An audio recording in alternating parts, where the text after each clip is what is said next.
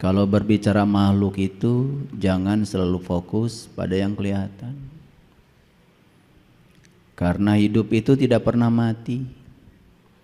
Walaupun orang tua kita hari ini tidak bersama kita lagi secara fisik, tetapi secara spiritual, secara rohani, beliau tidak pernah mengalami kematian.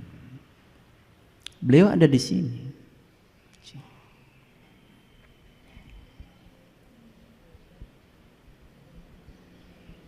Menghembuskan napas terakhir ke sini. Bedanya apa yang sudah mati dengan kita? Bedanya yang sudah mati itu ketika menghembuskan napas ke sini, napas enggak diizinkan lagi ke sini. Itu aja. Dan kita yang masih hidup ini, ketika kita menghembuskan napas ke sini, nafas itu cerdas. Karena masih ada tugas yang harus diselesaikan dan tubuh ini masih layak pakai untuk digunakan sebagai kendaraan, maka nafas ke sini balik lagi. Memberikan pinjaman kehidupan lagi kepada kita. Jadi sebetulnya kita ini sekarang sudah mengalami hidup mati. Karena napas itu masuk berarti hidup, keluar berarti mati, masuk lagi hidup, keluar mati. Jadi lampu yang ada di masjid ini tidak hidup terus, ini hidup mati. Karena di PLN itu pembangkit listriknya itu adalah pembangkit listrik arus bolak-balik. Arus bolak-balik tegangannya itu dari 0 maksimum ya sekitar 220 akar 2 volt, turun lagi minimum negatif polarisasinya, naik lagi begitu. Jadi seperti itu, seperti gelombang.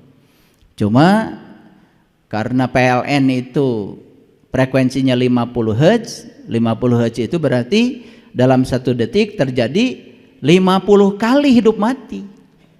Mata kita tidak sanggup lagi untuk mendeteksi 50 kali hidup mati, lalu kita mengatakan seakan-akan lampu ini hidup terus. Karena kita tidak punya knowledge.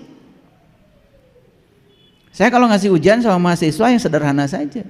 Apakah lampu di rumah Anda itu hidup mati atau hidup terus? Udah itu aja soalnya. 5 jam ujiannya.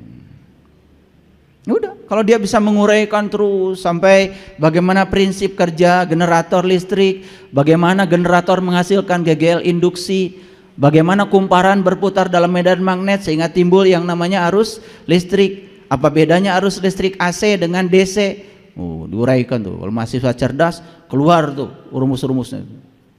Dari satu pertanyaan itu dia bisa menjelaskan secara detail. Itu namanya orang berilmu. Makanya orang berilmu itu sudut pandangnya luas. Makanya alam semesta itu disebut universe. Uni itu artinya kumpulan, versi itu sudut pandang. Universe berarti kumpulan sudut pandang.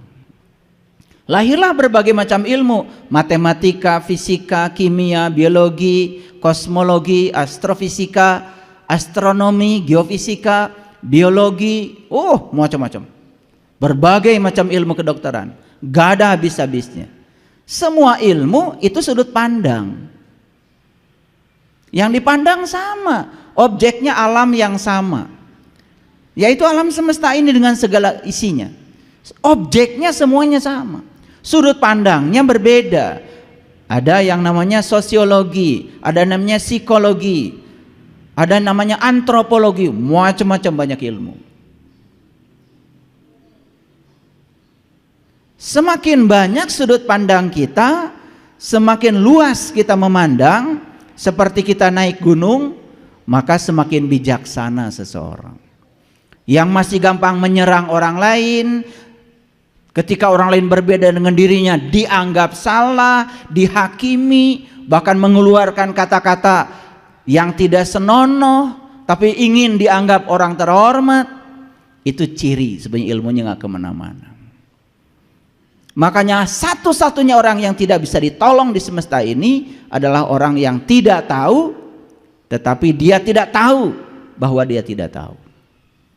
Tetapi karena masyarakat menganggap dia seakan-akan sebagai orang yang tahu, lalu dia memposisikan diri seakan-akan sebagai sumber pengetahuan. Maka si ngasih fatwa ini, fatwa itu pada orang lain, kayak Tuhan aja. Udah jelas di Quran dikatakan, sesungguhnya hanya Tuhanmu yang tahu siapa yang tersesat di jalannya dan siapa yang mendapatkan petunjuk. Inna rabbaka huwa a'lamu biman dola an sabilihi wa huwa a'lamu bil muhtadin. Hanya Allah yang tahu. Lah kamu ini yang ilmunya cuma sedikit,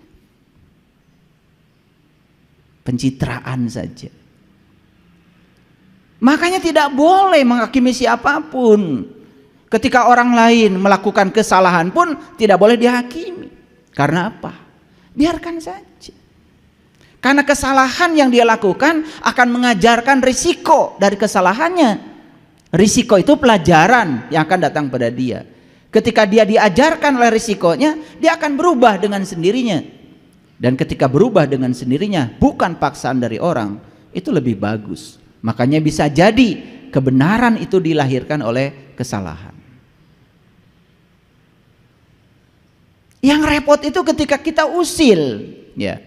Makanya amalkan wiridan dari saya. Jangan usil, jangan komentar, maafkan, biarkan. Itu aja.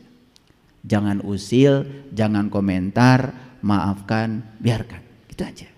Coba damai. Oleh karena itu mari kita bersyukur hari ini kita diberi kesempatan kembali untuk memotret diri kita, melihat sesungguhnya diri kita secara jujur, sejujur-jujurnya, dan semoga keluar dari ruangan ini kita bisa mengalami perubahan kesadaran. Yang paling tahu diri kita adalah diri kita sendiri. Oleh karena itu kita berikan penghormatan yang setinggi-tingginya kepada Dia Sang Hidup yang masih memberikan kesempatan kepada kita untuk hidup. Kita puji Allah membaca hamdalah. Alhamdulillahi rabbil alamin. Mari kita sapa asma Allah dengan kelembutan dan cinta. Semoga Allah membukakan pintu kecerdasan kita, memampukan kita untuk melaksanakan semua ilmu yang kita serap hari ini dalam kehidupan kita. Kita bacakan basmalah. Bismillahirrahmanirrahim.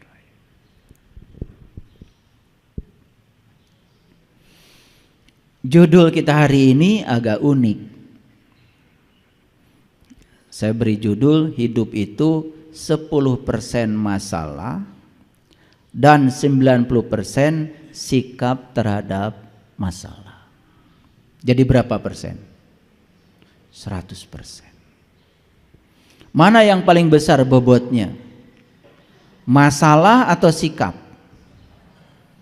Yang paling besar bobotnya adalah sikap terhadap masalah. Ada orang menghina kita, mau dianggap masalah atau tidak dianggap masalah itu terserah kita. Karena sesungguhnya masalah itu tidak ada awalnya, diadakan oleh kita. Sekarang anggap saja itu masalah. Karena dia telah menyakiti saya, dia telah menghina nama baik saya. Anggap itu masalah. Bibitnya itu cuma 10%. Tapi begitu kita lapor ke polisi, pencemaran nama baik, meluangkan waktu, harus di BAP, perlu pengacara,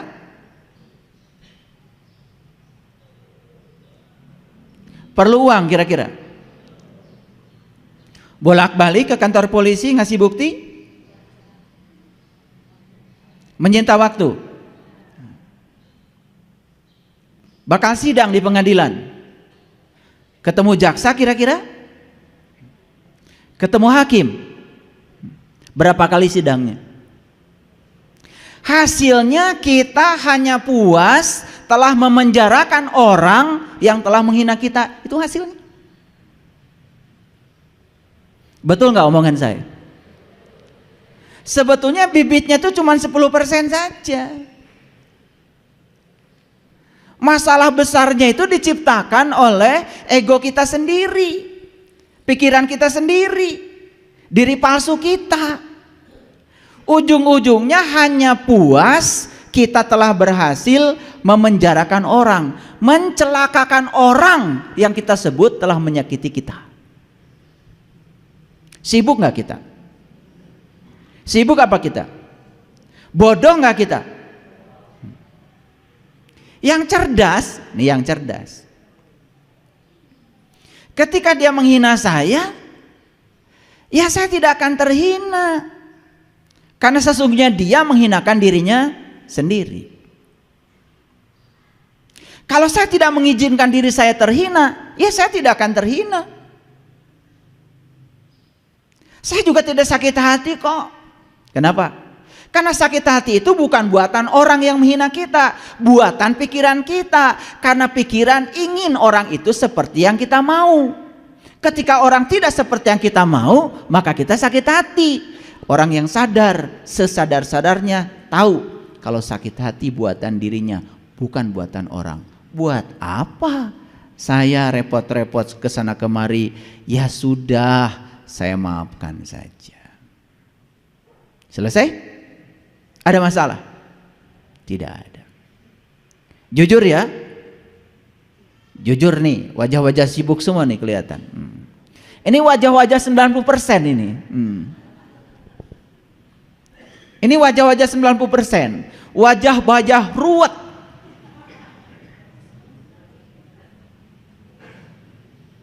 Harusnya bisa sampai 0%. Istilah anak mudanya itu adalah emang gue pikirin. Itu bahasa tingkat tinggi itu. Tetapi selama ini bahasa itu disepelekan. Dan kita lebih senang untuk berjibaku menyibukkan diri untuk sesuatu yang sama sekali tidak ada gunanya. Keluar tenaga banyak, pikiran banyak, uang banyak, melibatkan banyak orang hanya untuk memuaskan pikiran kita, memuaskan ego kita. Betapa bodohnya manusia di kehidupan ini. Sering terjebak kebodohan itu. Sering apa sering sekali? Sampai bersumpah, nanti kalau saya mati, awas ya, kalau dia sampai menyentuh jasad saya, waduh, mati saja udah buat dendam. Orang yang mati kayak gitu, lahir lagi jadi cacingnya udah untung. Gak ada gunanya. Ini ada cerita suami istri. Suaminya itu memendam dendam yang luar biasa sama istrinya. Tetapi dia tidak berdaya ketika masih hidup. Maka dendamnya dibawa mati. Hartanya banyak berlimpah. Sepeda motor banyak, mobil banyak, rumah banyak. Dan ketika dia divonis penyakit tertentu dan dia tahu sebentar lagi mau mati, diam-diam di belakang istrinya dia pergi ke sebuah yayasan amal. Dan dia bikin di depan notaris penyerahan semua hartanya. Tidak ada disisakan satu harta pun buat istrinya. Gitu. Jadi begitu dia mati, beneran nih matinya. Istrinya itu pura-pura menangis Bombay. Padahal itu yang diharapkan. Apa yang dilakukan istrinya? Langsung buru-buru ke tempat pembuatan batu nisan. Beli batu nisan yang paling mahal, marmernya dari luar negeri. Diukir tulisannya, istirahatlah dengan damai.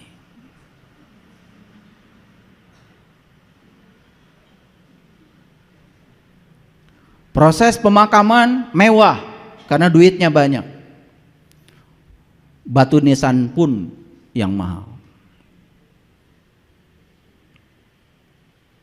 3 hari setelah pemakaman selesai, dia baru mencari surat-surat. Ternyata semua surat-surat berharga sudah tidak ada di rumah lagi.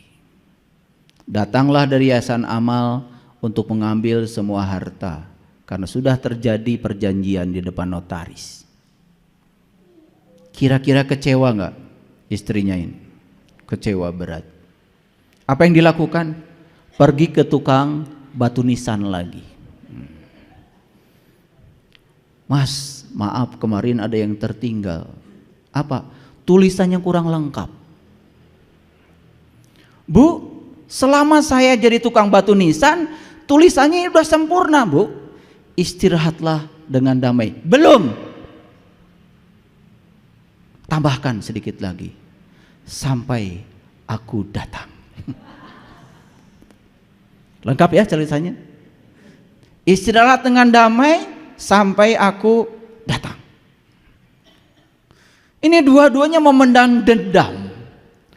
Yang suami memendam dendam sampai dibawa mati, yang istri pun nanti tunggu tanggal mainnya.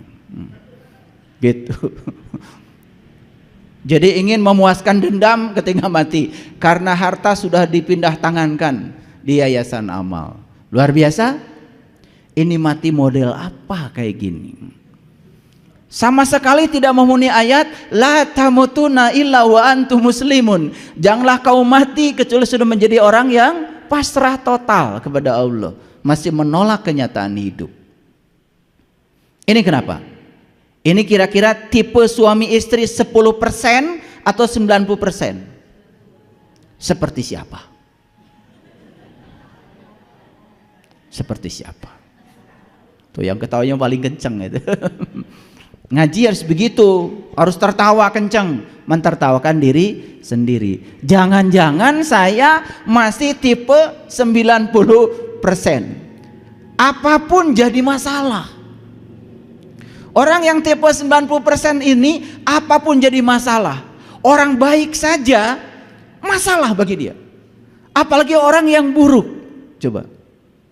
Kesulitan udah jelas jadi masalah, tidak jadi peluang. Apalagi ya, peluang saja jadi masalah, apalagi kesulitan bagi dia.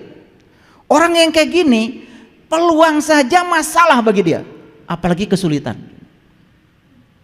Jadi tidak ada di kehidupannya itu yang baik. Semua sudut pandangnya dalam otaknya dia itu buruk semua. Kenapa bisa begitu? Satu, karena dia mengizinkan pikirannya selalu buruk. Yang kedua, dia juga terdidik di tempat yang buruk. Karena ketika kita bayi, kita ini punya yang namanya mirror neuron, cermin saraf. Jadi semua yang kita saksikan itu akan tercerminkan di alam bawah sadar otak kita. Dan itu akan nampak suatu saat pada saat kita dewasa. Itu yang disebut dengan long term memory. Dan itu harus disembuhkan. Sangat berbahaya. Nah, kenapa saya berbicara ini? Ini penting. Ini penting. Karena kadang-kadang kita ini kalau tidak disadarkan, nggak sadar-sadar. Karena selama ini kadang-kadang menganggap, wah kurang apa ibadah saya, kurang apa doa saya. Wah semua doa apal. Semua doa untuk mengatur Allah supaya Allah takluk dan taat pada keinginan kita, apal semua. Dan ketika Allah takluk pada keinginan kita, bangga kita mengatakan, Allah mengabulkan doa saya. Padahal sebenarnya di balik kata-kata itu sedang ingin memamerkan pada orang, lihat Allah saja sama saya nurut, gitu sebetulnya. Lalu Allah bingung, yang Tuhan lu apa gua, kata Allah. Ya kan? Karena kita diajarkan dari kecil begitu. Terus ya diajarkan ngatur-ngatur Allah supaya Allah itu takluk dan taat sama keinginan kita. Kapan kita mau berserah diri kepada Allah?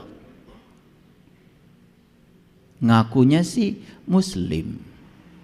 Padahal Muslim itu gelar tertinggi yang diberikan Allah untuk mereka yang sudah pasrah total kepada Allah. Maka saya tidak suka dengan istilah Muslim non-Muslim karena perbedaan keyakinan. Bagi saya Muslim non-Muslim adalah soal akhlak, bukan soal keyakinan. Maaf, bisa jadi orang itu keyakinannya berbeda dengan saya, tapi dia sangat pasrah dalam kehidupannya kepada Allah. Bagi saya no problem, bagi saya dia adalah Muslim. Bagi saya ya boleh berbeda. Karena selama ini kan Muslim non-Muslim berdasarkan atributnya, lebih mementingkan atributnya, bukan? Bukan akhlaknya, bukan perilakunya, bukan karakternya, bukan sifatnya. Saya banyak sekali punya sahabat yang keyakinannya berbeda dengan saya, tapi dalam hidupnya sudah penuh dengan kebahagiaan karena sudah bisa menerima semua hal yang tidak diinginkan dalam hidupnya. Bahkan dia bisa merayakan semua hal yang tidak diinginkan seperti dia menerima hal yang dia inginkan. Itu Muslim itu. Cirinya apa? Wajahnya itu bersinar, ringan kalau bicara. Iya. Beda kan kalau orang yang berat, punya uang 100 juta dipinjemin 100 ribu saja. Oh, saya baru kemarin beli tanah 100 juta. Sombongnya tetap aja, minjemin kagak. Karena baru beli tanah 100 juta. Padahal pinjamnya cuma 100 ribu. Giliran dipinjamkan 100 ribu, 3 hari janji gak ngasih. Udah ditelepon 2 hari sebelum janji itu tiba. Pusing gak orang kayak gitu? Kira-kira tipe 10% atau 90% macam kayak gini? Seperti siapa? Selalu ada pertanyaan seperti siapa ya hari ini?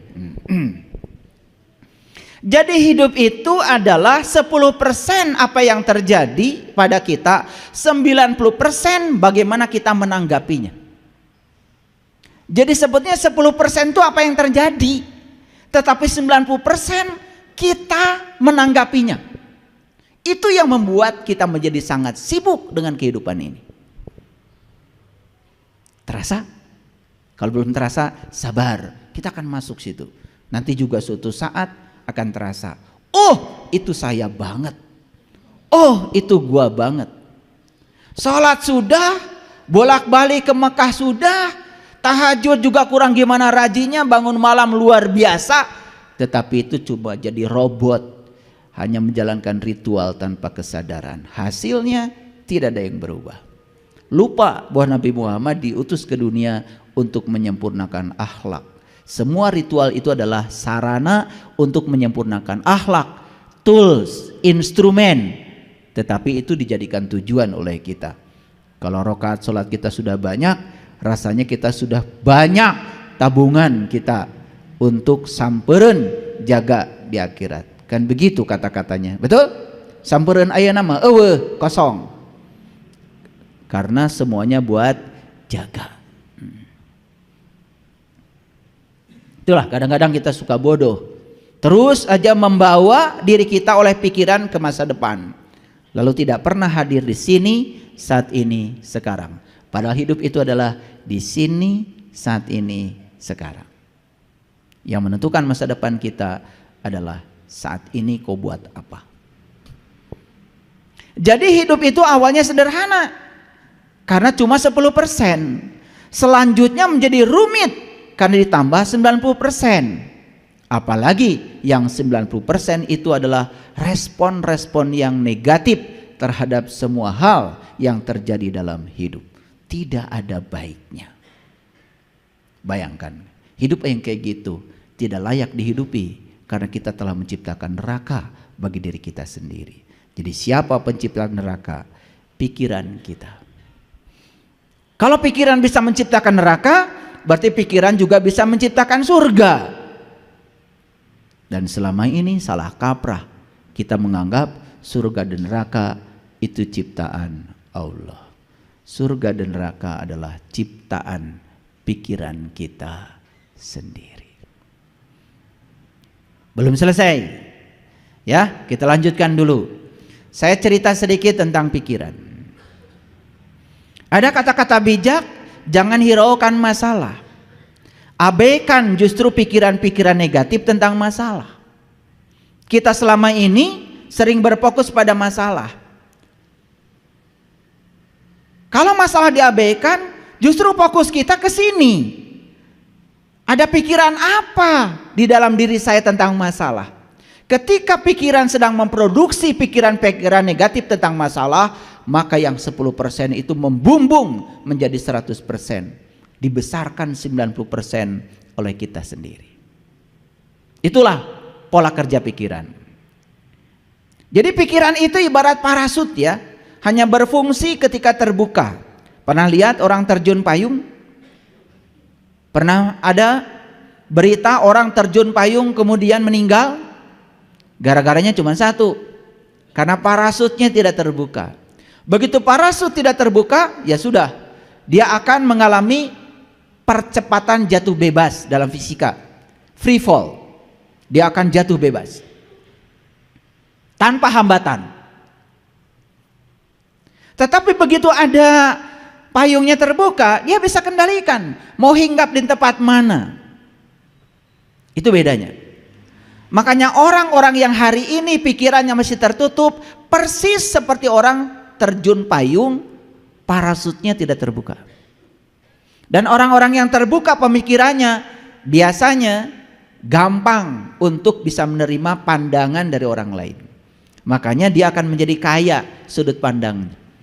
Pernah nggak menyaksikan orang yang kekeh dengan pikirannya sendiri, sulit untuk menerima kritikan, sulit untuk menerima pandangan dari orang, asapang benerna, asapang akangna, merasa diri paling benar. Orang yang tertutup pikirannya seperti itu persis seperti orang yang terjun payung, parasutnya tidak terbuka. Ayo, sudah berapa lama kita memiliki pikiran yang tertutup? Sudah berapa lama?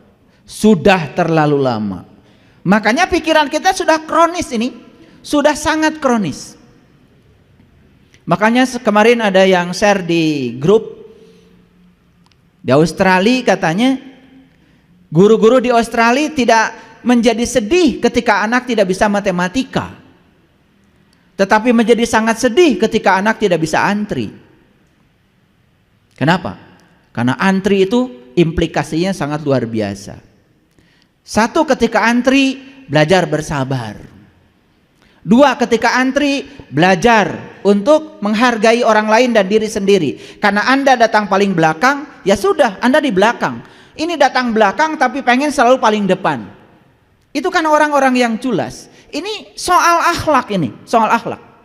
Saya sering menyaksikan kejadian ini bahkan ketika saya sedang melaksanakan ibadah. Maaf, kadang-kadang ini bisa terjadi di tempat yang disebut kota suci.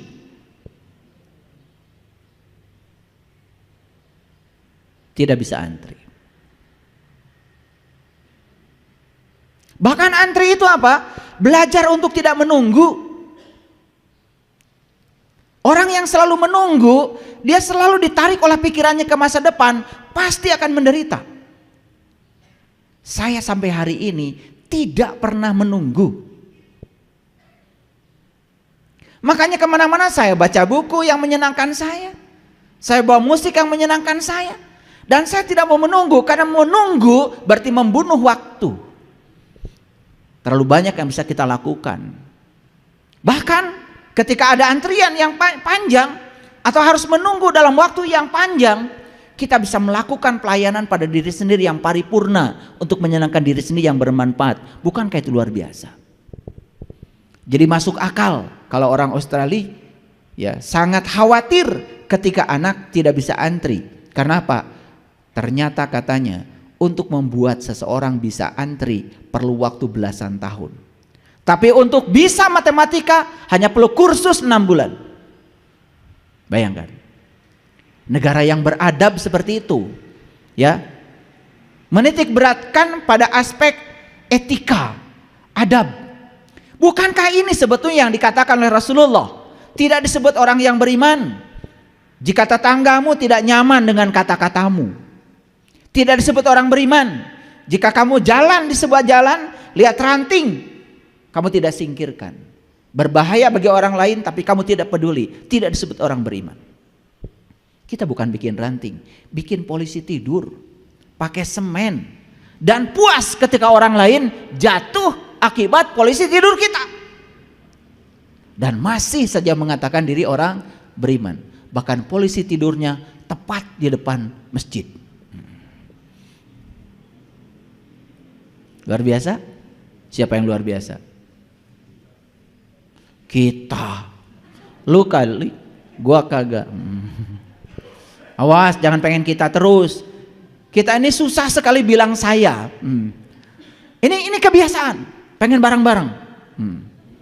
Saya sering tanya, siapa yang begitu? Kita. Loh, kita. Lu aja kali, gua kagak. Jadi untuk bilang saya itu ini karakter. Ini kebiasaan tidak mau bertanggung jawab. Jadi inginnya rame-rame. Ini karakter, ini karakter. Ini saya bicara karakter karena judulnya ini soal karakter. Nanti kita akan pakai ayat supaya jelas. Baik, lanjutkan dulu. Ketika pikiran diam, seluruh alam semesta akan menyerah. Maka ada kata-kata, jika kamu mengangkat tangan, maka Allah akan turun tangan. Dan jika kamu turun tangan, Allah akan angkat tangan. Ini kata-kata yang luar biasa. Cuman implementasinya kadang-kadang gak ngerti. Jika pikiran diam, seluruh alam semesta akan menyerah. Maka belajar mendiamkan pikiran. Gimana caranya? Itulah pentingnya meditasi. Alergi dengan meditasi, ganti muraqabah ke, muhasabah ke, pakai biar Arab. Tapi intinya adalah belajar menyadari bahwa pikiran bukan diri kita. Belajar menyadari bahwa tubuh bukan diri kita. Diri kita yang sebenarnya adalah sang kesadaran pengamat bagi pikiran. Gak akan larut kalau begitu. Yang melakukan yang begini kebanyakan justru orang lain, bukan kita. Padahal ini ajaran Islam luar biasa. Quran mengajarkan kita untuk belajar murakabah, muhasabah, musyahadah, mukasyafah. Ini ajaran Islam. Tetapi implementasinya kita nggak ngerti. Coba kalau ditanya gimana cara mendiamkan pikiran, banyak yang belum tahu. Malah ngomongnya gimana cara membunuh pikiran. Pikiran nggak bisa dibunuh. Pikiran tuh kayak anak kecil. Kayak anak kecil pikiran tuh. Kalau anak kecil sedang pegang mainan, ambil mainannya pasti nangis. Cara mengambil mainan itu kasih mainan baru dia akan senang.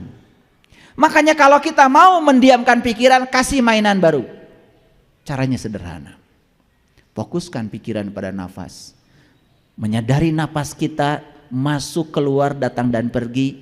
Menyadari bahwa kita sedang mengalami hidup dan mati. Menyadari bahwa sesungguhnya dalam diri kita ada Dia yang tidak pernah tidur, nggak pernah ngantuk. La ta'khudhu sinatu wala naum. Nafas adalah wujud nyata kehadiran Allah dalam diri. Makanya memfokuskan pikiran pada nafas membuat pikiran kita diam. Ketika diam, pikiran ini tidak terlalu galak. Coba. Kalau tidak bisa begitu, mindfulness. Caranya apa? Tarik nafas hitungan 4, tahan nafas hitungan 7, buang nafas hitungan 9. Akan tenang. Lambatkan jantung kita. Pikiran akan diam. Pikiran diam, perasaan akan tenang. Itu teknik-teknik sederhana yang kita lupakan. Padahal ini adalah ajaran leluhur kita yang sangat luar biasa. Pernah melakukan begitu? Ketika kesal, tarik nafas yang dalam. Menikmati kehadiran nafas dalam diri. Pernah? Enggak. Padahal sangat sederhana. Ini yang hilang dari kehidupan kita. Lalu kita menjadi sangat terbiasa untuk reaktif, tidak bertanggung jawab. Itulah. Lihat saya semuanya. Jadi pikiran ini persis seperti kabut. Sedangkan kesadaran kita, diri sejati kita persis seperti langit biru. Coba, langit tetap saja biru, ada kabut, tidak ada kabut. Kabut itu kadang hitam, kadang putih, ada dan tiada. Tapi langit tetap aja biru. Makanya orang-orang yang sudah menjadi langit biru, yang sudah berkesadaran tinggi, bahasa Qur'annya sudah mencapai sakinah, itu dilambangkan dengan teratai. Teratai itu semakin kotor tempat dia tumbuh, semakin indah dan bening bunganya. Makanya teratai menjadi lambang meditasi. Makanya orang bijak mengatakan, jadilah langit biru, jadilah layar. Pernah lihat layar? Kalau sekarang saya putar di sini video kebakaran, terbakar nggak layar? Kalau sekarang saya putar video banjir di layar ini, basah nggak layar? Layar. Ada video kebakaran tidak terbakar, ada video banjir tidak basah, layar. Sudah bisa begitu nggak? Iya. Kebanjiran kalian mah basah, ada kebakaran gosong. Kapan mau bahagia kalau begitu? Ini namanya belum mencapai sakinah. Tapi ngomong sakinah udah pinter ya? Iya, kalian kan begitu. Setiap orang nikah semoga samawa. Ketiganya bu, naon samawa teh? Ah duka. Karena kita terbiasa latah ngikutin apa kata orang. Padahal samawa itu sakinah, mawadah, warahmah. Itu terjadi bukan hanya untuk pasangan pernikahan, bukan. Sakinah itu untuk pasangan kita. Karena manusia itu diciptakan Allah sudah berpasangan. Pasangan itu jasmani dan ruhani. Pasangan itu jasmani dan ruhani. Kalau sudah selaras jasmani dan ruhaninya, itu namanya sudah sakinah. Suami istri itu tidak mungkin selaras. Apalagi belum bisa menerima dan menghargai perbedaan. Yang terjadi sengketa terus. Apalagi tidak tahu tujuan menikah. Tujuan menikah itu cuma satu, latihan menerima dan menghargai perbedaan. Karena Anda dengan saya beda. Ini malah saling memaksakan persamaan. Bikin dalil-dalil. Sebagai istri, awas. Kamu tidak akan masuk surga sebelum dapat restu dari saya. Walaupun suaminya binal kayak apa, pinter kalau bikin dalil begitu. Nurut sama suami atau tidak? Wah.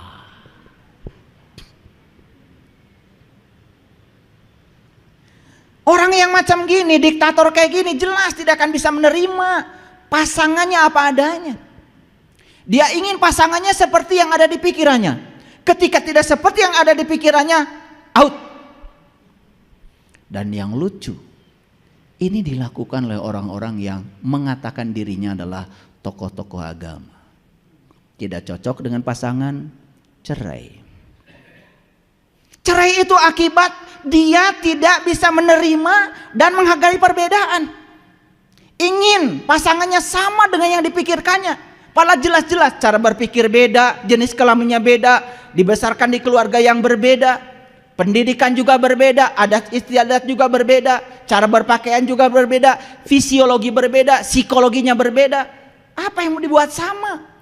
Udah nyata-nyata beda kok. Maka disebut pasangan. Pasangan itu kiri kanan, tidak pernah kiri-kiri. Kan disebutnya ya aju aja. Saya khawatir ya, kalau ini dilakukan oleh tokoh-tokoh, kemudian ke bawahnya pada ngikut. Seakan-akan menceraikan pasangan itu sah-sah saja. Padahal jelas tidak bisa menerima dan menghargai perbedaan. Kalau di rumah saja di level kecil sudah tidak bisa menerima dan menghargai perbedaan, gimana dia dengan level besar? Maka di luar pun dia menyerang terus. Setiap yang berbeda dengan dirinya dia serang, dia hakimi. Begitu. Gak ada etika. Bahkan ujungnya sebetulnya kan patut diragukan imannya. Kalau orang sudah bertauhid gak kayak gitu. Seperti Allah menerima semua kita apa adanya. Hebat nggak Allah? Yang jahat tetap bernafas, yang baik-baik bernafas.